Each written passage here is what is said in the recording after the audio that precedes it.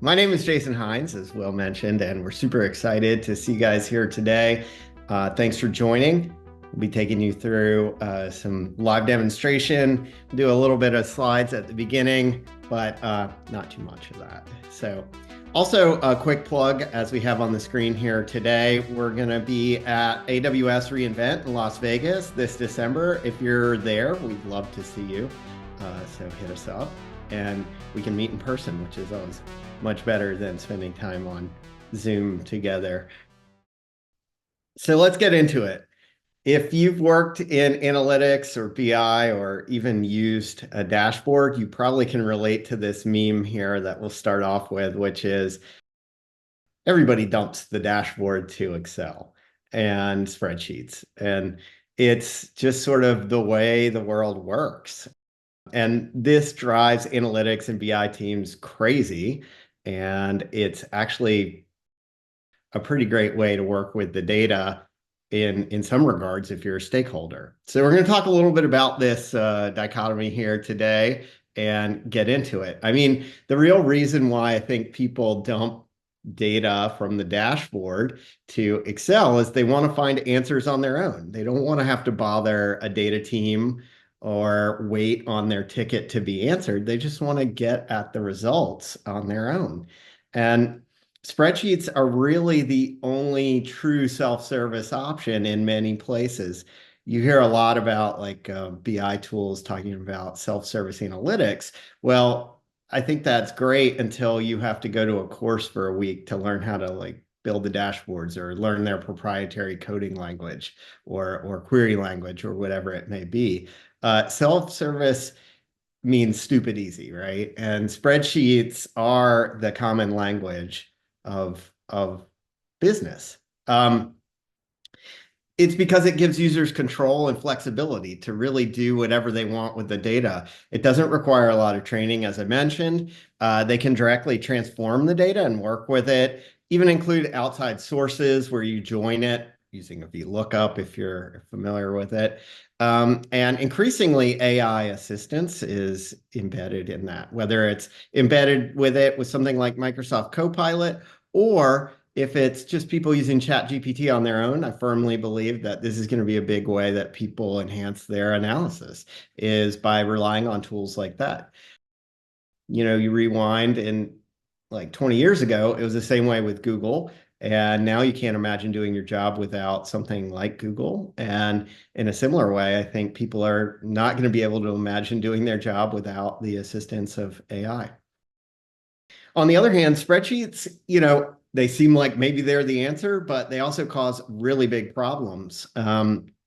It's limited in scale. Even products like Microsoft Excel tap out at just over 1 million rows. Google Sheets even less.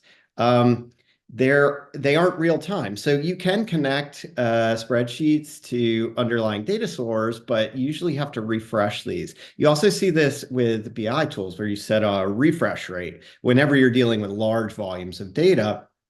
And when that happens, it actually creates a replica of the data somewhere, usually in the in-memory database of the BI tool. And that in itself creates problems because now you're not on a single source of truth. And it sort of undermines this idea that everybody's working with the data in real time and they all have the same data set and this sort of thing. So spreadsheets, on the one hand, offer tons of flexibility and capabilities, but on the other hand, they can cause really big problems with enterprise architectures and getting your data organized.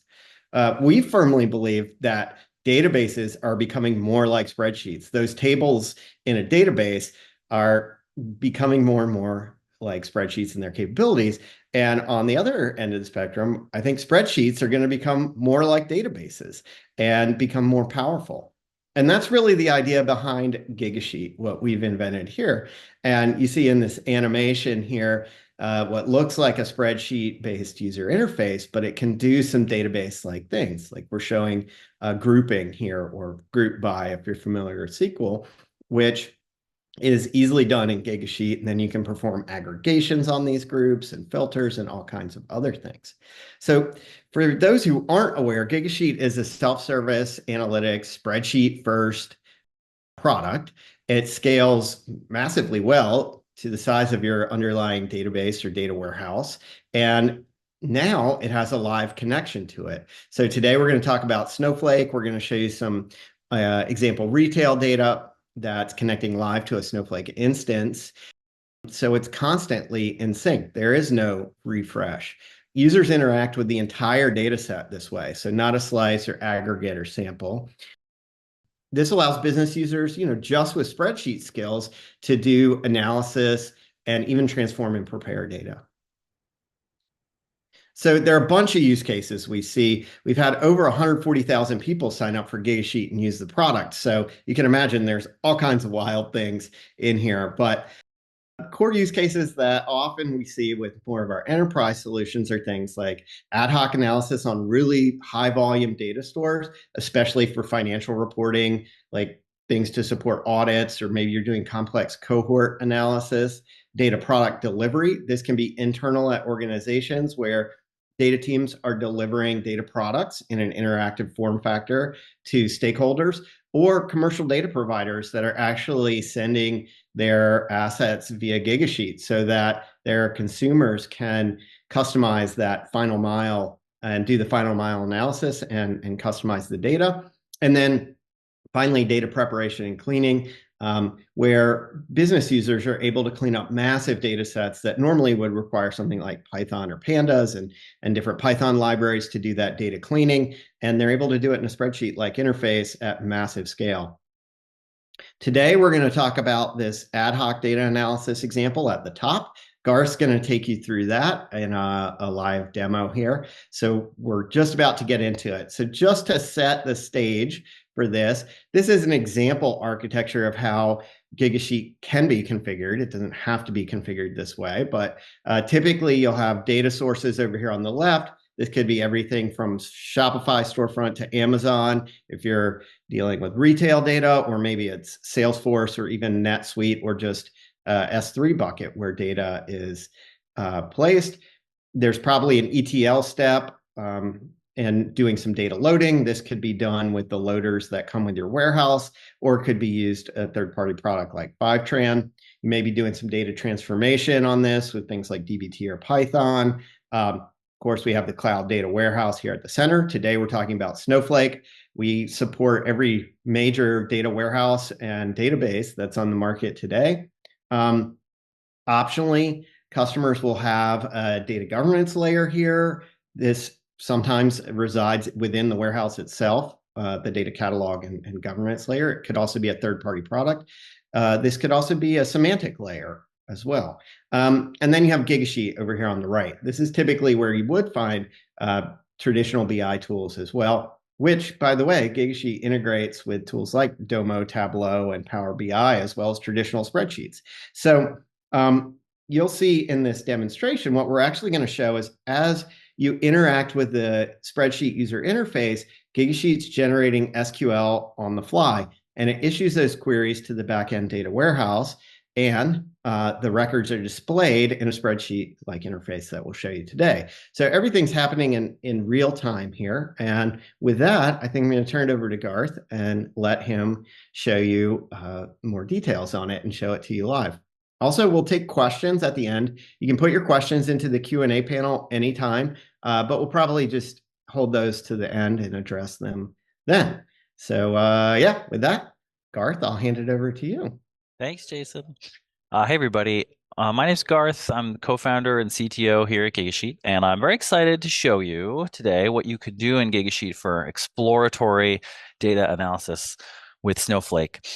And when I do live demos, this is a live demo. It's a fully live demo. There's no pre-canned data here, so fully live. And I always like to have a story when I do a live demo, but I'll show you what we're on about. So we've got a nice big table here in my Snowflake. This is Snowflake data warehouse, got 80 million rows, a bunch of columns. And here's that same data hooked up live in Gigasheet. It's not a copy. This is directly connected to that Snowflake table.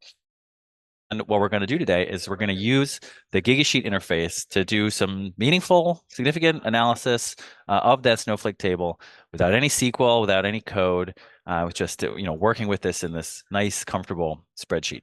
So that's what we're going to be showing you here. And the story for today is, let's suppose I work at a company that sells consumer electronics, so like smartphones, tablets. And this company divides its business into different product segments. And I'm in the wearable segment. That's my segment. And I'm an analyst. I don't know how to write SQL, maybe a little bit, but that's not my comfort zone. I can't write Python.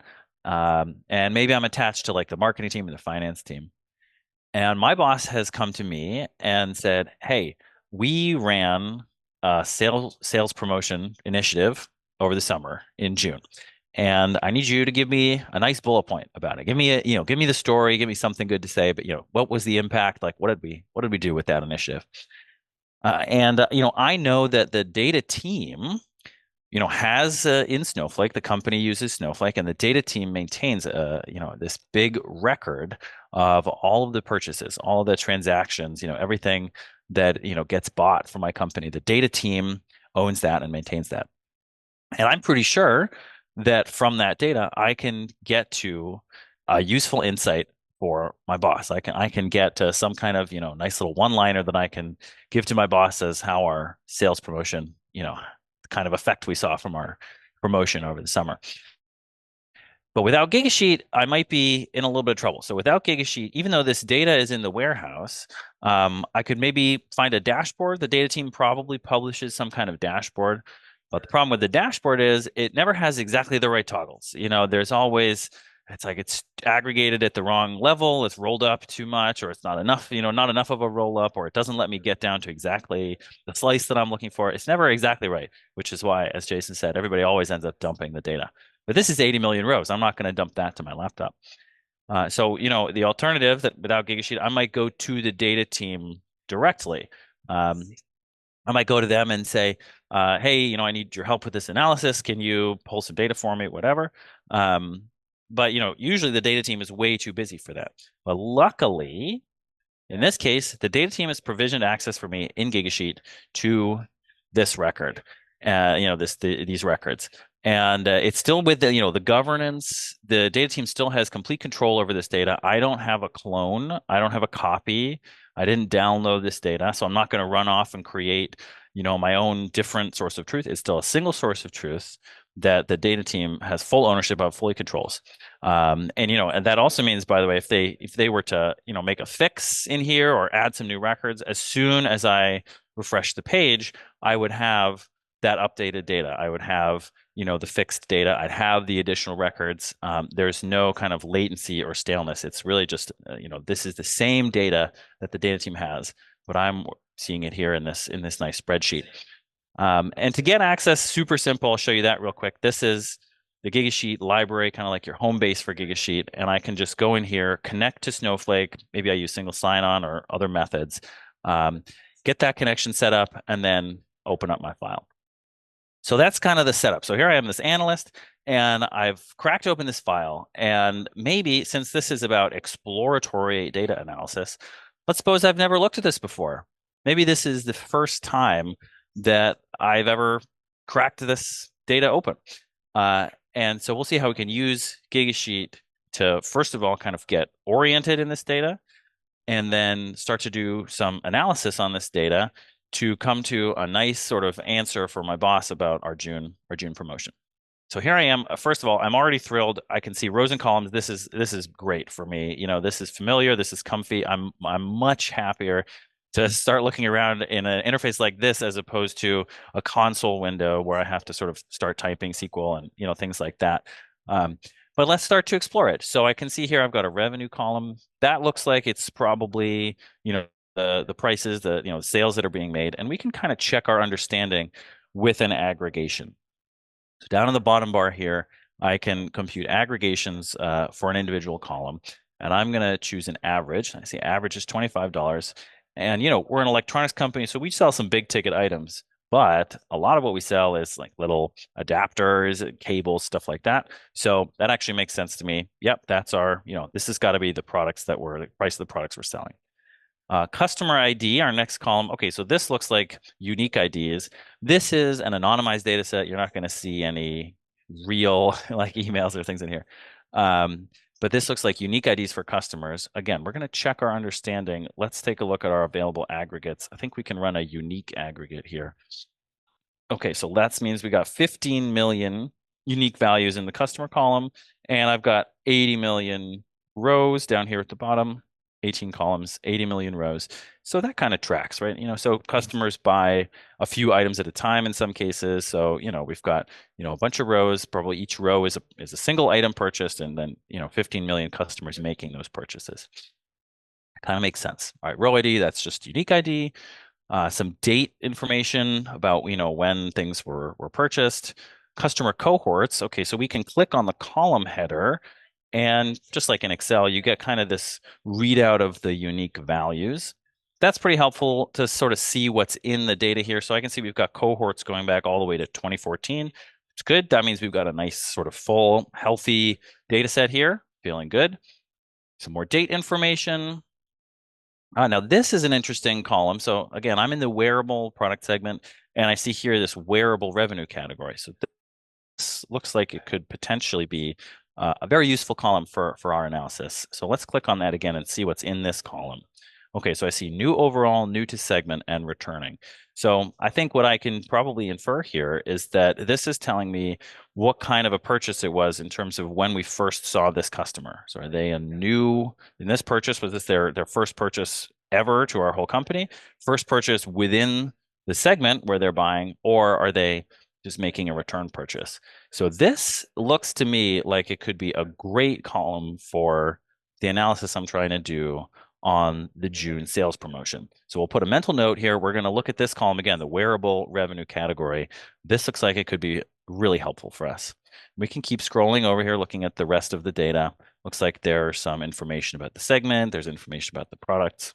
Okay, so I'm feeling pretty oriented in the data. I scrolled around. I looked at the unique values in some of the different columns, did some aggregations. I think we're ready to actually get into a real analysis to try to answer this question. To get me started, I'm going to lean on the Sheet Assistant. The Sheet Assistant is an AI-powered tool that sort of acts as an agent on my behalf within Gigasheet. So we're not feeding the Sheet Assistant, we're not feeding it your entire data set. 80 million rows is way too big for any LLM anyway. So, this is not sort of sending the data out. It's just going to take actions within Gigasheet on my behalf to try to help me with my problem. And we're going to use this to get started. Again, this is the first time I've seen this data. Let's see if the AI can kind of help me get going. So I'll just go in here and I'll type, let's see, I'm analyzing a sales promotion. Filter down to rows where let's see, I'm in the product segment. This one, the product segment is wearable. That's my product segment. From May to July 2024. So we'll kind of get 1 month on either side. Let's see if the Sheet Assistant can kind of help me get started. All right, so it says I'm going to filter the data set. All right, good. All right, so it says applied filters on order place date and product segment. That seems like exactly what I want. Let's let it finish up here, see what it does for me. So as you can see, it kind of applied those changes for me in the interface, but I don't have to just take it at its word. I always advise with the AI tools, less stuff in the world today with AI support. It's always good if you can kind of check the work. And I see here, this is a clickable link. So I'm going to click this, and this is going to open a filter, sort of filter pane here where I can see exactly what it did. So I see, picked my wearable product segment, set my date range, and as this analyst, I now realize actually the promotion was about a few specific types of products that we sell. So I want to add another filter here. So I see if there's something about the product name. Perfect. Here's a name field. So we're looking at cases. It was like cases, container, strap, things like that. Okay. So I've started off with a little help from the AI, but I actually, now that I'm in it, I kind of feel like I know what I want to do. So I'm going to take the wheel. I'm gonna start to do some of my own analysis. We're gonna leave the AI aside. It helped us get started, but I'm an analyst. I can do some of my own work here. So I'm gonna switch over to the columns view, and here I'll be able to drag and drop data around to build up an aggregated view, aggregated outputs from this 80 million row data set. And with our filters, we're actually down. We had 80 million rows to start. We're down to 1.4 million. So that also feels like about right. We've sort of filtered down to that specific date range, just my segment, a few product types. So I feel like I've got a good working set of rows that I can now do, these roll-ups and these aggregated computations on top of. So now we're going to remember that we had that interesting column, the wearable revenue category. Here it is. So I'm just going to drag that into the row groups. And this is a great way to sort of do these aggregate computations. So groups are just a way to collect a bunch of rows into categories depending on the value in the particular column. So we're looking at this wearable revenue category column. And we've got those three different values that we see in that column. The new to segment value, where it's the first purchase within a segment, the new overall purchases, and returning purchases, so buyers that have been to the company, been to the segment before. And the rows are actually inside here. So if I needed to drill into these and sort of double check that it was what I thought it was going to be or anything like that, I can always do that. I can always see them. But we're going to stick with the aggregations because we're trying to build up sort of a picture of how those, how that June promotion affected some important numbers. And our aggregations from the beginning are still here. We've got average revenue and unique customer counts, but I don't think I want average revenue anymore. I'm interested in a sum. So let's just change that over to the sum of revenue. So that's a good number for us to look at. I think that could be a good sort of output field, sum of revenue. But I don't think that this is exactly the right view because it doesn't have any information about the change over time. So I probably want to compare June to the months on either side, which we have in our, that's within our filters. But we need to sort of see how they compare. And so I could do that with a subgroup. I could nest the months under here. But actually, what I'd really love is if I could add another axis. So I've got one axis right now that's the revenue category, and I'd really like to add another axis. And for those of you that do work with Excel, you might be familiar with pivot tables. So we're going to use Gigasheet to build a pivot table, but it's super easy. It's just more drag and drop. And so I'm going to go ahead and turn on the pivot mode switch. And instead of having two outputs, let's just focus on the revenue. All right, so now I have two axes, but it's actually the same. It's splitting this, splitting on the same value. So I've got the same three values on top as on the left. And instead of having the same values on the top and on the left, I'd like to do the dates on the left. And so that's my row groups here. So let's find a date field and drag that into the row groups. I think monthly is going to be great. We'll just have 3 months, 3 categories. But let's take a look how that comes through. So we've got 3 months on the left, 3 categories on the top, and we have our output field is this sum of revenue in the middle. So this is looking almost exactly how I want it, but there is one problem, which is that these are not in the right order. They're sorted probably sorting by the maximum value at the top, something like that, but I want them in order by the date. So I'll just go up here. I see I was using the filters before. I've got the groups in place, but I need to change the sort. So I'll click on the sort. And we're using the order placed month field. So let's just reorder those. Okay, so now we've arrived at a nice aggregated view. We've got our 3 months split up by our 3 revenue types that we found as we sort of explored originally. And we're getting an aggregated number for each of those 9, sort of individual cells in here. And let's take a look at it. So let's just drag a box and hit chart. Okay, well, so the first thing we can conclude is we certainly didn't have a meaningful impact on the overall revenue. The June revenue looks pretty similar to the other 2 months. So it's not like we doubled the company's revenue with our wonderful June promotion. But it does look like the orange here, which corresponds to the new to segment, looks like maybe we had an impact there. It's a little hard to see because the majority of the revenue is from returning buyers. So we'll close out this chart. Let's redo the chart without the returning. Aha. Now this is looking like a nice finding. So from here, I'll just tweak this chart a little bit. It's very hard to see. There's a little red line at the bottom. So I think I'm going to pick a different layout, split that like that. And then we can give this a nice title. We can call this our, let's call it, June wearable promotion, whatever. And this is going to be, I think this is going to be our bullet point for our boss. So looks like we had a really nice impact kind of on pulling new people in to our segment. We didn't overall change the revenue that much, but we got a lot more people than normal buying in our segment for the first time. So it's kind of a cross-selling success. We didn't bring in new people to the company, but we did, some buyers that, had never bought in the wearable segment are now buying in the wearable segment in June, thanks to our promotion. That's a great bullet point. So to kind of save my work here and make that, sort of get to a save point, I'm going to actually store this as a view. So I'll go in here, say add a new view and call this June wearable promotion.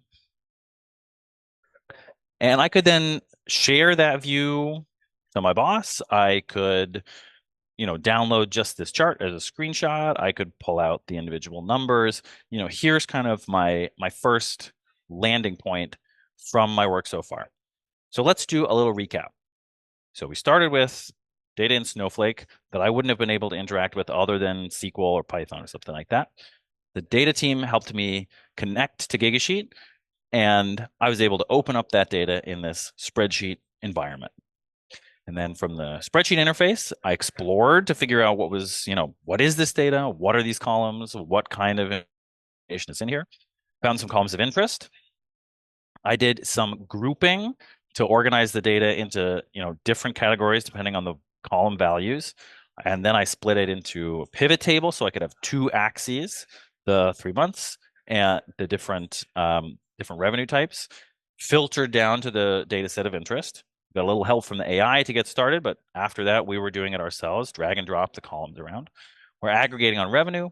We made this great chart that really shows the impact of this promotion, a nice bump on new to my segment, buyers new to my segment in June. So that's a good landing spot, and I think that's that could be a great outcome from my work here at Gigasheet. But there's one other thing I also want to show you before I turn it back over to Jason. So let's suppose I've done this nice analysis and I send it to my boss, and he says, "Hey, great job! You've figured out a nice thing. Pull together a little data artifact, a little a little table, something that the data team can sort of take back from you, and maybe they're going to create a dashboard, or there's some other analysis that the data team wants to do. They don't want to have to recreate your work. Don't write them an email saying how you did this. I want you to give them the data based on your analysis here in this file. And I can do that with Gigasheet too. So I'll start from my nice bookmark, return to my bookmark here. And the data team doesn't want a chart. I'm going to try to give them a table. So we'll start with our pivot, but I don't think I'm going to give them the pivoted. I just want to give them a nice roll up focused on June. So let's start by filtering down to June. And we're going to drop out of pivot mode. There's no real need to aggregate on the month anymore, so we'll aggregate on that revenue category. And in addition to the sum, let's get that unique customers. Hide those fields.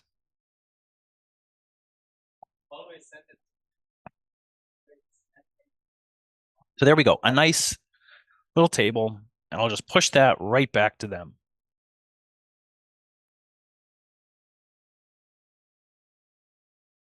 So that takes a second. I'll just show you here.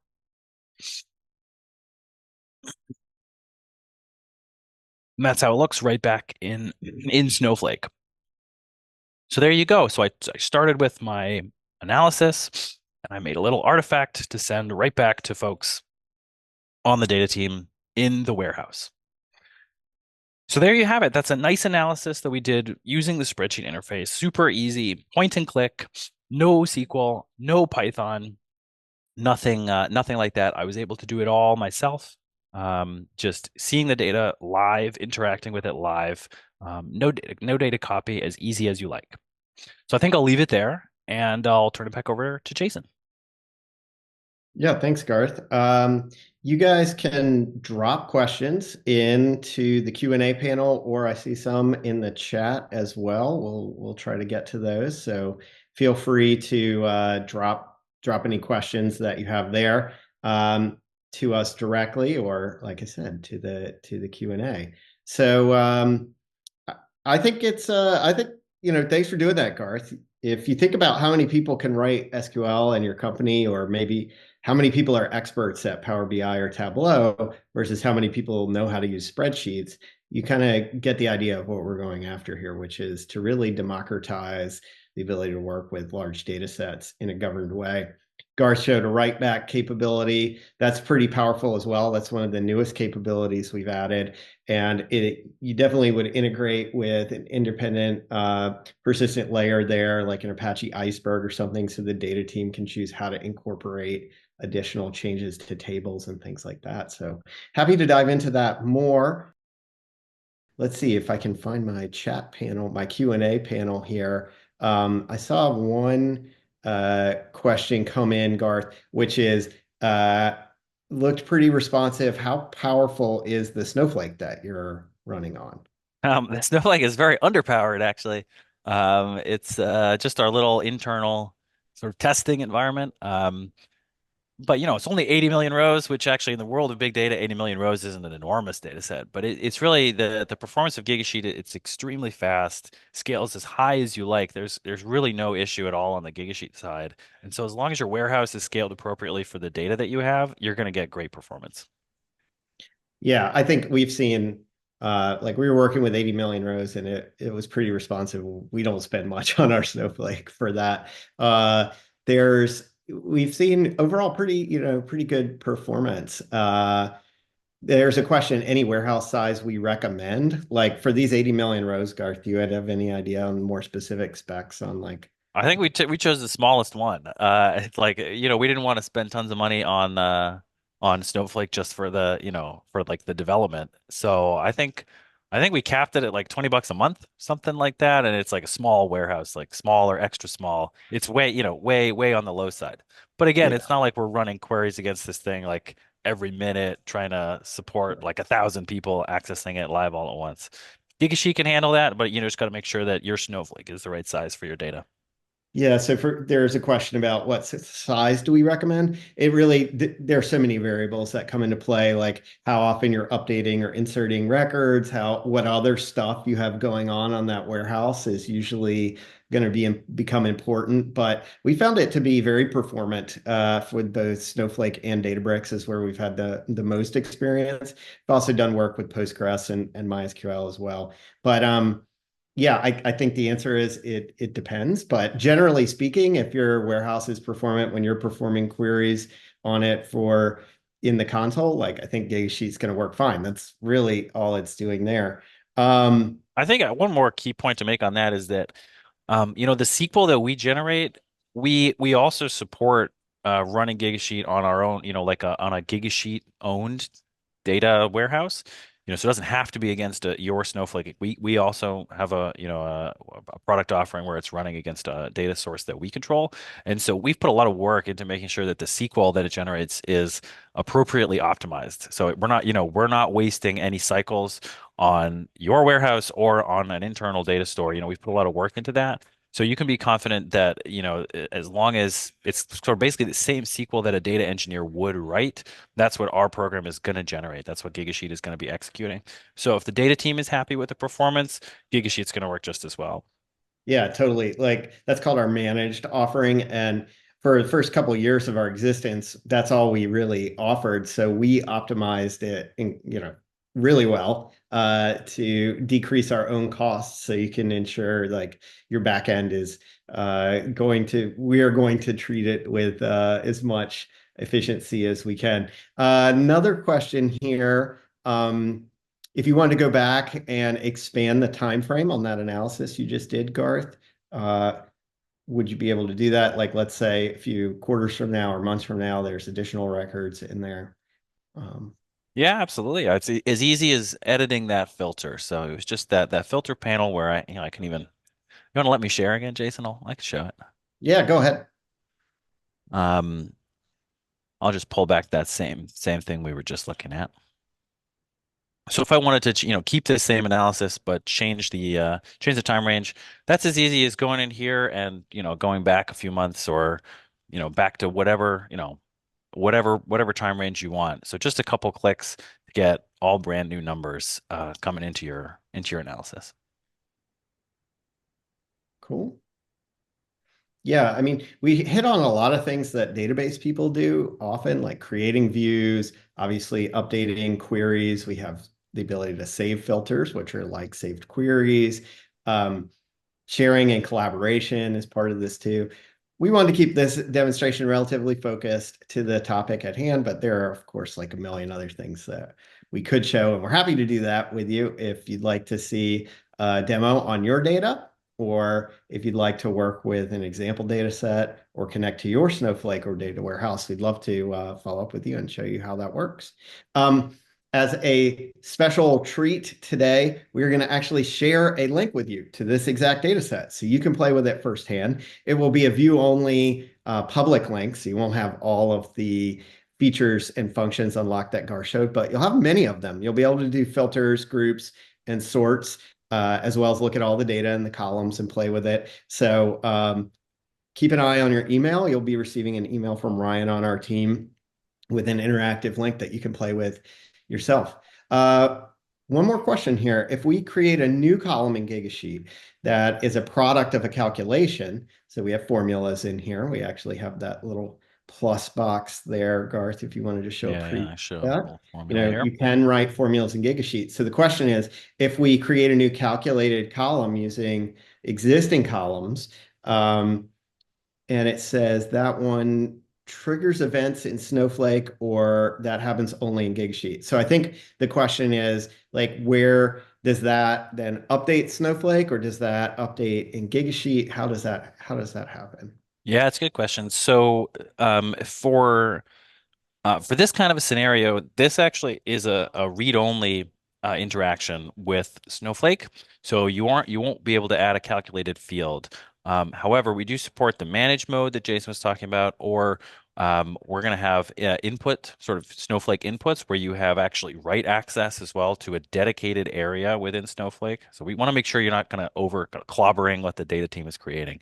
So in those other modes, you'd be able to add a formula and have that update, sort of either in our data store, if you're using our data store, would update on the underlying table, or if you're in the Snowflake environment, sort of in the input environment in Snowflake, you'd be modifying a table in Snowflake, but within kind of your own namespace, you could call it, within your sort of your own schema, your own portion of the Then warehouse. governed, yeah, that governed way, right? Yeah, so that the data team is going to know that you're not going to accidentally blow away some important part of like the production data. Yeah, good questions. Anything else? Happy to follow up offline as well. Don't be shy. You know how to reach us. We'll be dropping you, as I mentioned, in a link to an interactive share, just like you would get if you were working with someone in Gigasheet and you had only view access. You don't need to create an account or anything to play with it, so keep an eye out for that. We'll also be sending a link to this recording. Um, I think with that, we'll leave it there. Thanks, Garth, and thanks everyone for joining. Have a great day. Thanks, everyone. Bye bye. Bye.